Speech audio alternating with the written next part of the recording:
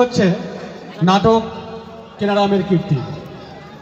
রচনা উপেন্দ্র কিশোর রায়চৌধুরী, নাট্যরূপ আশিস কুমার মুখোপাধ্যায়, পরিচালনায় মাননীয় বিকাশ নন্দী মহাশয়, পরিবেশনায় বিদ্যালয়ের নবম শ্রেণীর ছাত্রবৃন্দ। শুরু হচ্ছে নাটক কেনারামের কীর্তি। খানিকটা ছিঁড়ে গেল, জামাটাতে হাত দেওয়া মাত্রই ছিঁড়ে যাচ্ছে। তা রিপু করবো কি করে? আমার মালিক সে কোন যুগে যে এটা কিনেছিলে বলতে পারি না বাবা।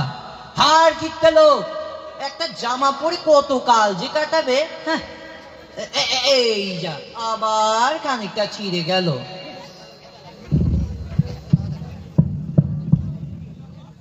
কে বাড়িতে কোনো কুটুমজন তো আসে না, কেউ ভুল করে এসে পড়লেও তাকে বাতাসা জলও খেতে দেয় না। এই আমাকেই কি পেট ভরে খেতে দেয়? সকালে মালিক 4টি ভাত খান, আমি ফ্যানটুকু খাই। রাত্রিরে তিনি হাঁড়ি চাটেন, আমি শুকি। যাচ্ছি যাচ্ছি, থামো তো বাপু।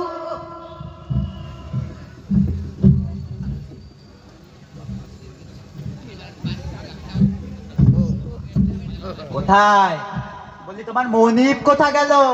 আগে তিনি এখন ঘুমোচ্ছেন। এত বেলা হয়ে গেল তবু এখনো ঘুমোচ্ছেন? এদিকে আছে ঘর ভাড়া বাবদ 1,000 টাকা বাকি। কবে কবে পাবো সে টাকা? আগে দেখাই মিলে কিনা দেখো, তারপরে তো টাকা। কি কিছু বললে নাকি? আগে না, উনি উঠলেই আপনার আগমনের খবর ওনাকে জানিয়ে দেব। আপনি এখন আসতে পারে। ঠিক আছে, তবে ভুলো না যেন বাবু, আমি খানিক জিরিয়ে ফের আসছি। ঘর ভাড়া দেবে আমার মালিক? হ্যাঁ, একে কিটতে তার উপর কানে কালা। আজ 3 বছর হলো 1 পয়সাও মাইনে দেননি আমাকে। আজ যদি উনি আমাকে মাইনে না দেন তাহলে কাজই করব না। অথচ রাখবার সময় কত আশাই না দিয়েছিলেন, দেবেই বা কি করে? একটা জামা পরে যে 60 বছর কাটাতে পারে সে আবার হাতে তুলে মাইনে দেবে? হ্যাঁ, মানে আমার এই চাকরটা আমার জামাটা নিয়ে কত কথাই না বললো। ও ভেবেছে আমি সত্যি কালা। কোন সিন্ধুকে আরশোলা করকর করছে, কে আবার নিন্দে বন্ধ করছে, বাপু হে সব আমি শুনতে পাই। কিন্তু কানে না শোনার যে একটা সুবিধা রয়েছে সে বেচারাম ছাড়া আর কে বুঝবে। কানে কালা হলে পাওনাদারদের পয়সা দিতে হয় না, বাড়ি ভাড়া দিতে হয় না, চাকরের মাইনেও দিতে হয় না, কখনো কখনো বাজারে সওদা করে পয়সাও দিতে হয় না। বেচারাম বাবু বাড়ি আছেন? এই রে বলতে বলতেই বাড়িওয়ালা হাজির। বেচারাম বাবু, ও বেচারাম বাবু। হ্যাঁ, কে? দরে মশাই দরজাটা খুলুন তো। আপনি? বসুন বসুন। না, বসতে আমি আসিনি। বলি এবার মানে মানে বাড়ি ভাড়াটা মিটিয়ে দিন তো। বাড়ি ভাড়া না দিলে আমি 1 পাও নড়ছি না।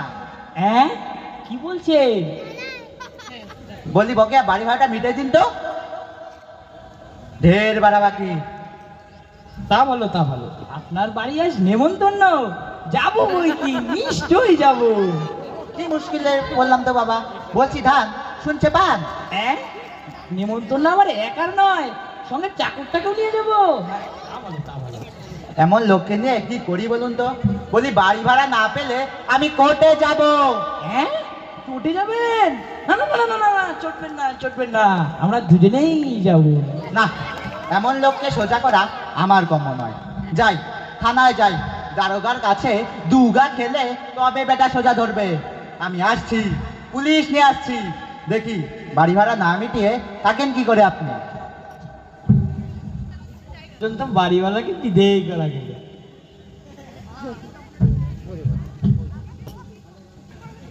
মশাই এই 3 বছরের মাইনে দিন, না না রইল আপনার কাজ, আমি চললাম।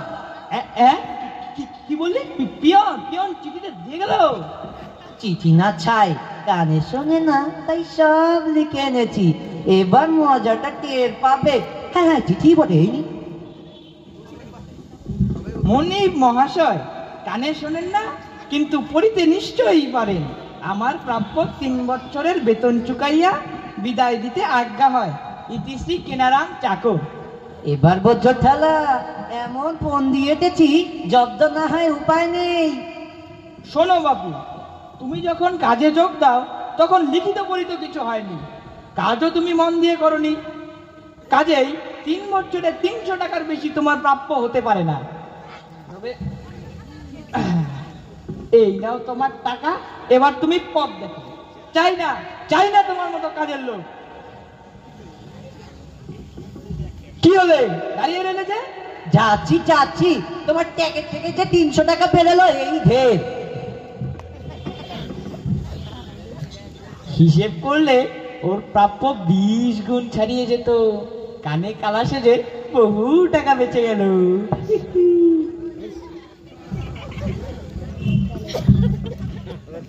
ওই মনিবের করে খেয়ে না খেয়ে তো 3টে বছর কেটে গেল।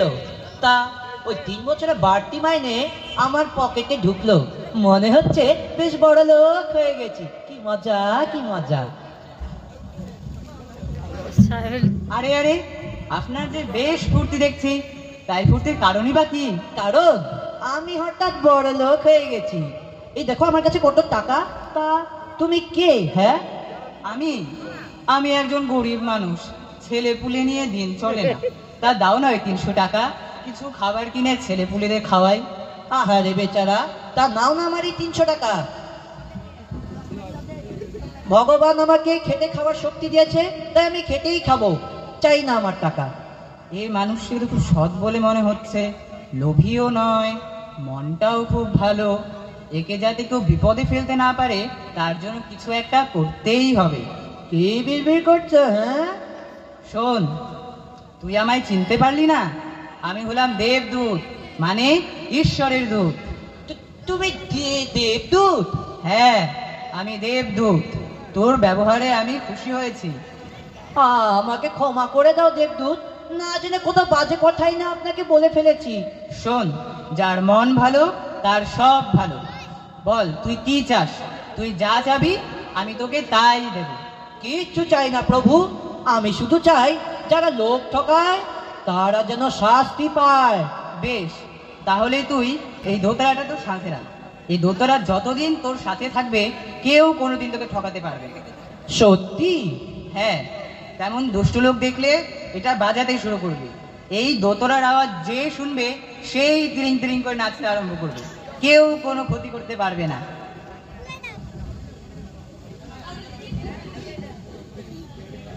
ওদের সঙ্গে আমাকে নাচতে হবে না তো?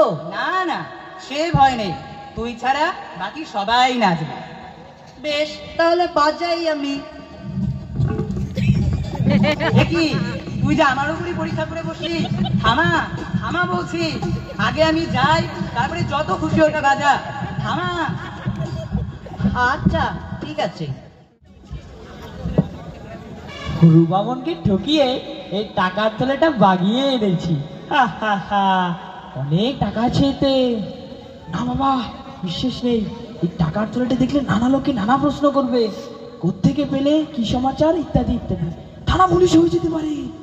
না না, হ্যাঁ, আগে এটা কাটার জোপে রেখে আসি, রাত নামলে নিয়ে যাবো ঘর।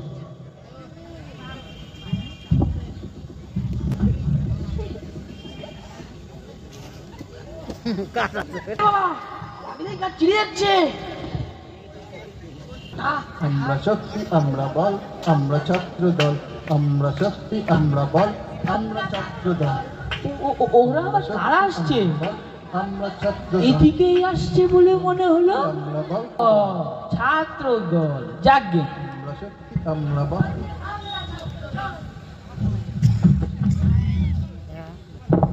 আরে ওই ঝোপের ভিতরে আমার কিট্টে মালিক কি করছে? হ্যাঁ, নিশ্চয়ই কাউকে ঠকিয়ে কিছু মালকড়ি হাতিয়ে লুকিয়ে রাখবার মতলব করছে।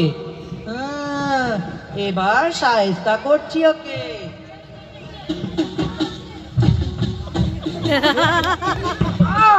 কি কাটারি বাবা, আপনি গা চিড়ে যাচ্ছে। থামাও তো তারা, আমার জামাটা চিড়ে গেল যে। থামাও তো তারা, থামাও। আগে আপনি আমার পুরনো মালিক, তাই আপনাকে একটু এই দোতারা সুর শোনাতে এলাম। না না, কি মুশকিল! হায় হায়, আমার ছিঁড়ে গেল যে। বাবা কেনারাম রক্ষে কর বাবা, আমার এই দোতারা বাজিয়ে আর লাভ নেই বাবা। আমি খুশি হয়ে টাকার দোলাটাকে বকশিস দিচ্ছি, এখান থেকে তোর মাইনে পুষিয়ে নিস বাবা। ওহো, আর পারি না।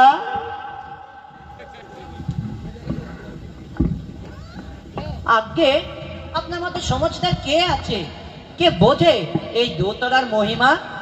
আর আমাদের কথা আপনার কানে না ঢুকলেও এই দোতলার সুর আপনার কানে শিরশির করে ঢুকে গেল, আর এর জন্যে আপনার কানে খাটে বেরামটাও বেশ সেরে গেল। হ্যাঁ তাই বটে। আর এর জন্যে আপনাকে এক পয়সাও খরচ করতে হলো না। হ্যাঁ একদম। যাই, যাকে ঠকিয়ে এই মালকুড়ি হাত দিয়েছে তাকে ফেরত দেওয়ার ব্যবস্থা করি।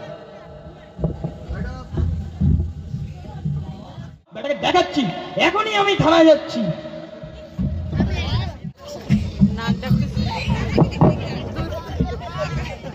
হুজুর!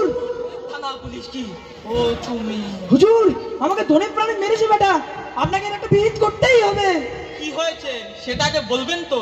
হুজুর দেখুন, আমার সারা শরীর দিয়ে রক্ত পড়ছে, আর আমার টাকার থলেটা নিয়ে আমার ওই কেনারাও পালিয়ে গেছে। আগে পেয়াদা পাঠাতে হবে।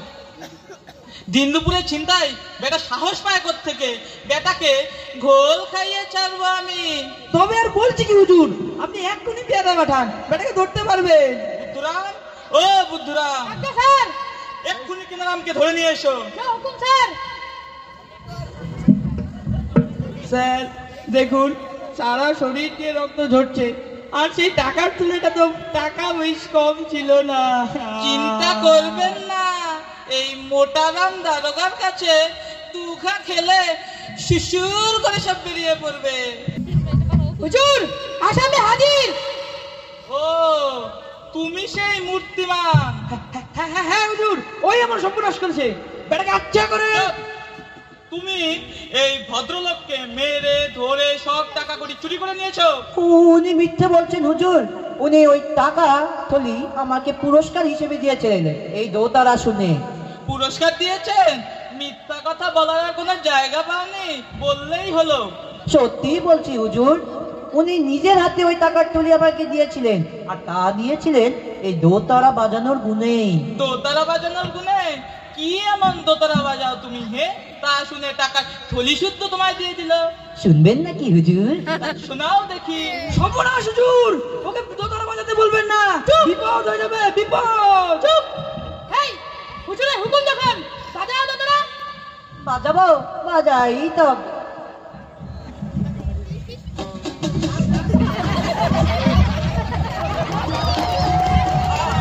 একে আশ্চর্য স্যার, একে আশ্চর্য, দোতারা সুরে সবাই নাচছে। থামান স্যার, থামান। তাই তো, কি মুশকিল, আমার হাঁটুর ব্যথাটা যে চাগার দিয়ে উঠছে। থামাও, থামাও বলছি। স্যার, এই কেন্দ্রে যত নষ্টের মূল, এক্ষুনি একে ফাটক করুন। ঠিক বলেছিস, উল্লুক ভল্লুক সূর্য।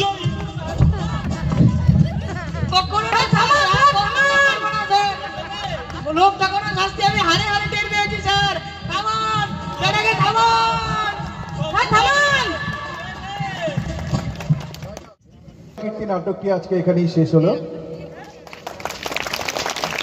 তথা হার কিপ্টে মালিক শ্রী প্রিয়ম দাস, দারোগা মোটারাম শ্রী আকাশ দেবনাথ,